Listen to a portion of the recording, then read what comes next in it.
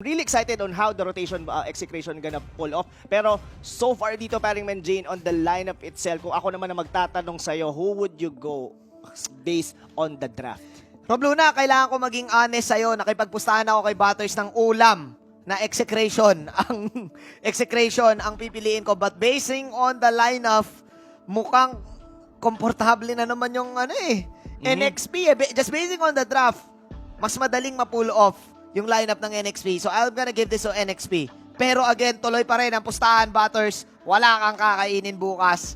Execration. Oh, gusto ko yung the way you actually explain it. You were actually going for execution, pero just looking at the draft, somehow, hindi naman it's much easier, pero mas kita mo yung winning condition for the side dito ng NXP Solid. Just para lang for the sake na medyo may laban tayo, I would go for execution dito. Kasi medyo gusto ko yung 1-1 pick dito ni Very Cutie. Sila lang ang madalas mag-pull off Yes. nitong 1-1. And ultra late game Mhm. yung 1-1 It's good against an X-Borg, against an Akai, and even against a Hilda. Mhm. Kasi may piercing damage at ang dami niyang outplay capabilities. Hindi ko na alam, Rob. Ito yung mga games na... Iba ang dala sa atin talaga ng NXP versus execution. Pero what's more exciting to see is the Franco dito. How they would utilize this on the early game. Yeah. Ito yung mga games, Rob Luna, na mas pipiliin mong mag-react at manood na lang kasi ang interesting and the stakes are high, ladies and gentlemen. Talagang... Talaga the fighting pride. Ito ang panlaban dito. Dahil kung manalo ang execration, ang buong sasabihin dito ng X Squad, na dalawang series namin kayo At ang NXP, ayaw nila mangyari yon. Gusto nila kahit pa paano tablahin ang score. Given na ang ganda rin as well ng start nila dito sa series na to. I mean, on the game number 1, I think NXP Solid still will have to see talaga itong Franco na to. All eyes on Chakdo dito on how he actually gonna utilize the map, even Eto Max. Let's see. And ngayon, pumapasok na tayo. Benny Cutie, favorite marksman emblem, punishing Renny J sa level 1. Lugi talaga alis level 1 no? Oo, kasi no, hindi pa enough kasi yung orb niya dito. Tapos given na medyo malikot din yung isang 1-1. So parang ang banat dito ng execution is just Eto Max and Chakno, manggugulong lang sila sa gitna, and while nagja-jungle dito si Hate, and somehow nagpa-farm lang on the sides yung barehas nilang side lane, of course. Which is, I think, same lang din sa ginagawa ng NXP na naghihintay si Chester at naghihintay si Yawi dito ng mga hooks, ng mga iron hooks coming in para kay Chakno dito. And they can outplay, actually. Level 2 Hilda, level 2 Akai, hindi mo agad mapapatay. Ang taas pa ng damage output niyang dalawa. Totoo yun. And I was thinking about the Akai. I mean, yes, Akai, parang yung kung titignan mo rito yung mga ng execration, no? Parang ang hirap din pagka-Akai ka dito kasi sobrang mobile ng mga hero dito, from Hate, given even Benny Cutie. Tapos siguro the only thing na pwede nilang ipin down dito was even Chakno or even si Sagit, no? I think pinili na lang din ng NXP ang Akai para iwas pusoy doon sa kagat. But that is a blender coming in para kay Chakno, yung pinaka-last pixel pa. Yung tumama. Oo Oo. Kala ko makakatakas na yun Pero anyway, mga kaibigan, so what a good first blood dito for NXP Solid. Both of the teams dito, no, talagang mid-game natin mararamdaman I mean, medyo tahimik yung magiging early game natin, or like what we've called the laning phase. Siguro wala masyadong magiging pick-off. Medyo unfortunate lang yung nangyari kay Eto Max na out siya dun sa mapa. Pero I guess mid-game talaga ang basehan dito. I think the first turtle might be the first contestation of this game. Which is actually 14 seconds away na tayo doon, Rob Luna. And I like your point, no? Kasi yung lineup kasi ng NXP dito on the Akai Hilda, counter-engage type. Yung Hilda kasi mangsa-psycho lang. Pero naghahanap yan ng mga mag-i-initiate talaga, kagaya ng Selena. Yes. Wala silang Selena ngayon. So, NXP, they're forced to be patient right now. Meanwhile, execution actually ang may option maging aggressive. Totoo yan. Ang iniisip ko dito, I mean, once H2 WOBA, like for example, ma-pick off nila dito sa H2, would the lineup dito na tankiness ng NXP Solid still can be able to hold. Kasi Oo. parang yun yung naiisip ko eh. Medyo, yan yung pinaka-damage lang ngayon ng NXP Solid and everything else is just sustain. Oo nga. So, what if ma-pick up dito sa H2O? It's hindi rin imposible dahil wala siyang Purify dito. So, it's more on the Retribution. So, kailangan na talaga yon for farming and as well makabili ng jungle item. But, what if na-pick up siya dito? How? How would that actually work for the side of NXP Solid? Nagigets ko yung sinasabi mo, Rob, kasi mawawala na sila ng damage. Pero ito na yung Hurricane Dance. May kagat si Chakno dito at nasan yung damage Ooh! para sa execration. Hindi pa natin maramdaman dahil lahat yan ay nasa side ng NXP. Isa pang kalmot. Double kill mula kay H2O. Meanwhile, may bakbakan nagaganap dito sa mid. Glad the odd coming in. Ito Max falling down. Renny J with a kill. Habang Cutie lang ang nagpa-farm. NXP. Good clash. 5-0 agad.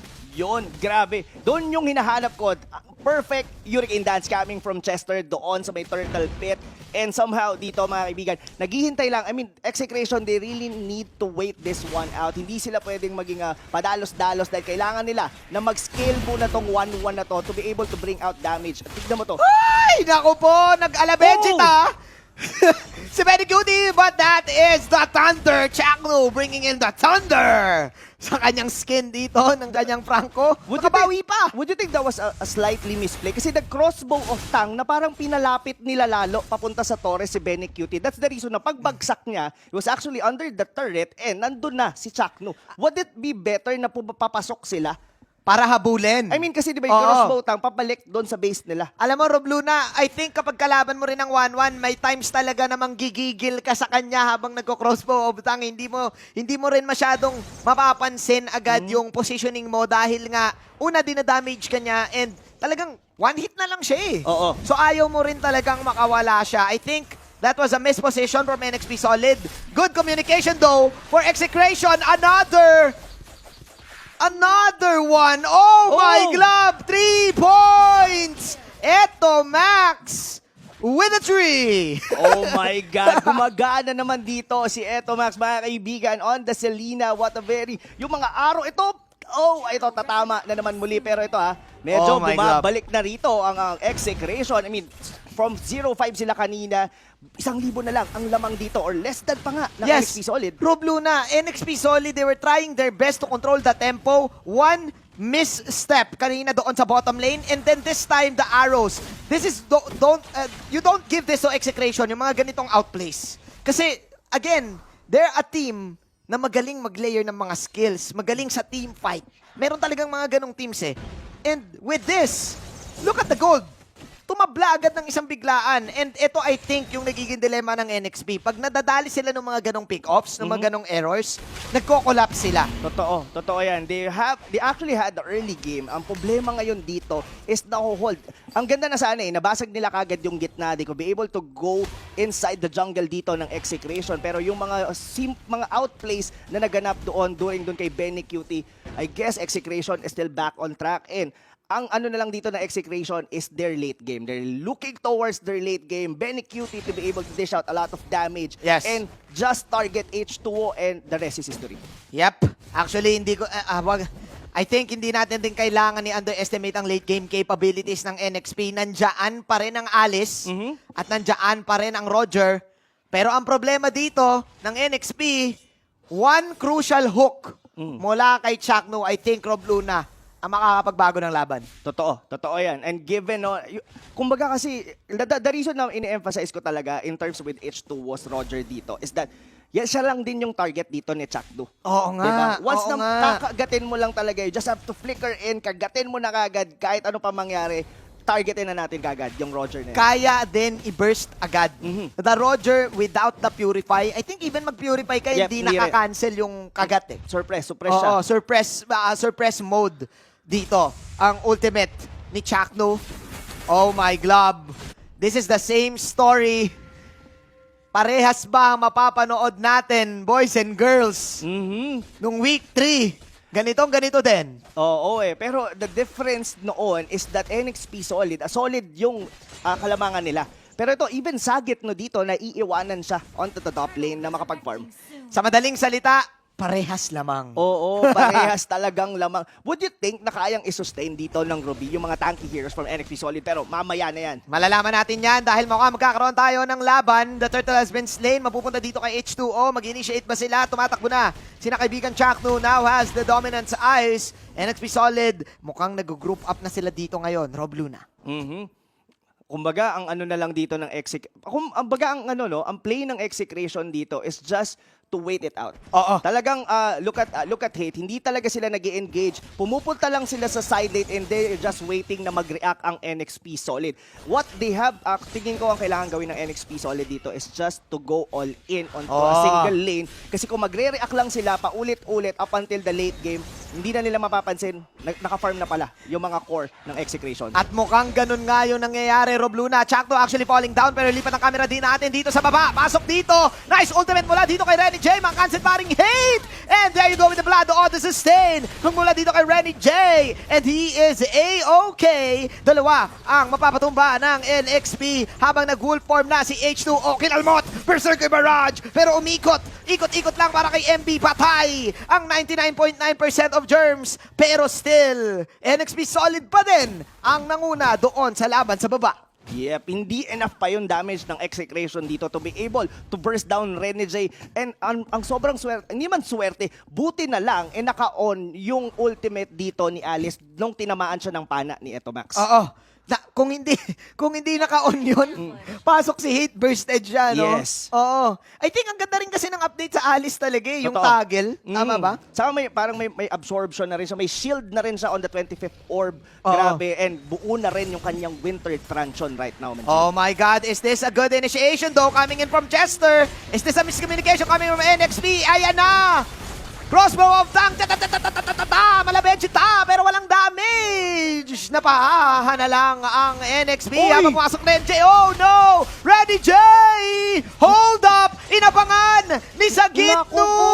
Napanood na daw ni Sagitno yan! Habang ito, Swords Revealing Light, lumabas dito ang Wolf Form. The arrow will connect, tumama ang trap, nandito na yung Wolf Pounce. Eto na naman! Weapon X! Nagalit na si H2O. Habang si Benny Cutie pa rin ay kumikreep walk lang. Meanwhile, 1:1. Masyado atang malalim si Renny J that time. Exactly. Well, malalim sa malalim talaga yung word doon. I was even thinking yung nangyari during yung first match nila, yung kanyang yung pagtalon ng kanyang Gato Kacha. That was almost the same na pumasok na naman si Renny J. Will history repeat itself? Rob Luna.